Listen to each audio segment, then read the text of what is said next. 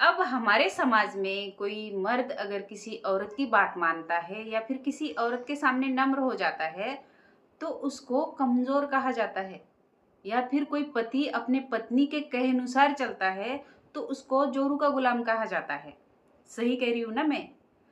और जो पति अपने पत्नी की बातें मानता है, उसके सामने नम्र होता है, उसके कहे अनुसार चलता है, तो उसके लिए इस समाज के मन में और उसके परिवार वालों के मन में एक अलग जगह होती है कि ये तो कमजोर है, ये तो अपनी बीवी की बात मानता है, इसकी तो बीवी के आगे चलती नहीं है ना? क्योंकि हमारे समाज में, हमारे घर में लड़कों को बचपन से यही सिखाया गया है कि कभी भी रोना मत। अगर तुम रोओगे तो तुम्हें दबा दिया जाएगा। हमेशा लड़कों को मजबूत होना चाहिए, हमेशा मर्दों को स्ट्रांग होना चाहिए और किसी के सामने झुकना नहीं चाहिए। कभी भी मर्दों को खामोश नहीं रहना चाहिए, ऊंची आवाज में बात करनी चाहिए। और उसके आसपास अगर औरत है या फिर उसकी पत्नी भी है तो उसकी ऊंची आवाज कभी भी नहीं सुननी चाहिए, उसको हमेशा दबा के रखना चाहिए। ये हमने हमारे घर के लड़कों को बचपन से सिखाया है। और बचपन से लड़कों को ये भी सिखाया जाता है कि कभी भी अपने इमोशंस को किसी के सामने शो नहीं करना है, हमेशा अपने इमोशंस को अंदर दबा के रखना है। और अगर हम अपने इमोशंस को किसी के सामने शो कर देते हैं तो वो हमारी मर्दानगी को कम करता है। ये हम लड़कों को सिखाते हैं।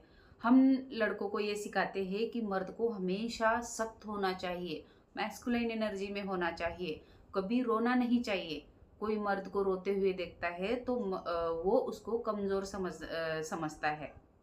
और वो बचपन से यही सुनता है और यही समझता है कि मर्द होने का मतलब है अपने इमोशंस को दबाना, मर्द होने का मतलब है ऊंची आवाज में बात करना, मर्द होने का मतलब है एक अच्छा बैंक बैलेंस होना, मर्द होने का मतलब है एक धृष्ट पुष्ट शरीर का होना।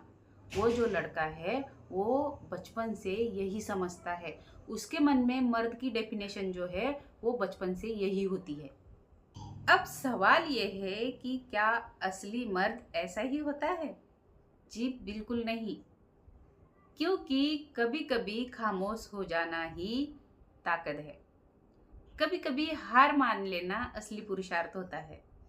और किसी स्त्री के सामने नम्र हो जाना कोई कमजोरी नहीं है, ये आपके अंदरूनी ताकत का संकेत है। जब एक पुरुष किसी ऐसी स्त्री को मिलता है जो प्योर फेमिनाइन एनर्जी में है, जो गहरी, शांत, अंदर से समर्पित है, तो वो स्त्री उस पुरुष के अंदर दो चीजें घटित करती है, एक मोह और दूसरा डर।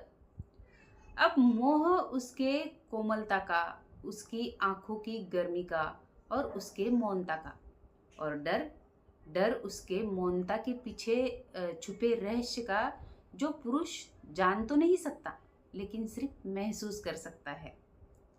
अब मेरे ख्याल से मैंने असली पुरुष की जो डेफिनेशन है, असली पुरुष क्या होता है, मर्द क्या होता है, वो मैंने आपको समझा दिया है।